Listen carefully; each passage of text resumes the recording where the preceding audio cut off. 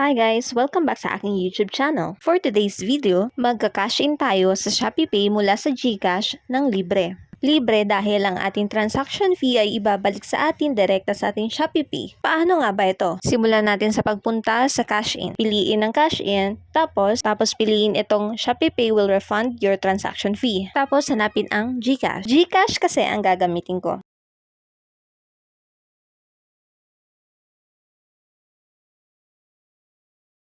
According sa rules, para ma-avail ito, kailangan natin pumunta sa GCash app, tapos piliin ang Send Money, Bank Transfer, tapos piliin doon ang ShopeePay. Mula doon, ilagay na natin yung amount na desired natin i-transfer at phone number and account number ng Shopee natin. At para hindi kayo pa ulit-ulit ng balik dito, isave nyo na lang itong bank ni ShopeePay sa GCash. Simulan na natin ang pag-transfer.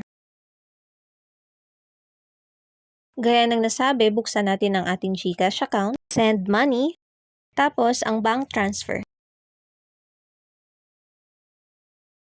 May makikita kayong add account dito sa taas. Maaari nyong i-add yung account ni ShopeePay dito. Nang sa ganun, the next time na mag-transfer kayo, i-click nyo na lang directly dyan at hindi na kayo kailangan mag-fill up na ng form. Gaya ng account number niya or cellphone number dahil na-save nyo na. Mamaya ko na i-save, dito muna tayo sa view all. Tapos hanapin natin yung bank ni ShopeePay.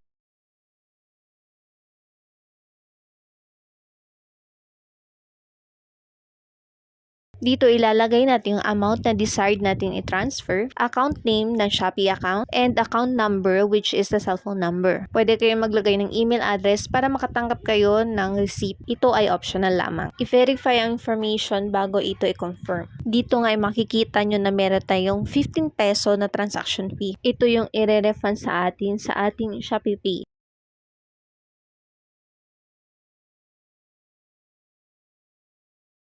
Ngayon na na-transfer na natin ito at nabawasan ang ating GCash account, i-check naman natin kung nakapasok na ba ito sa ShopeePay. At ayan, nakapasok na nga sa ating ShopeePay ang pera. Puntahan ang notification para hanapin ang ating cashback na 15 peso.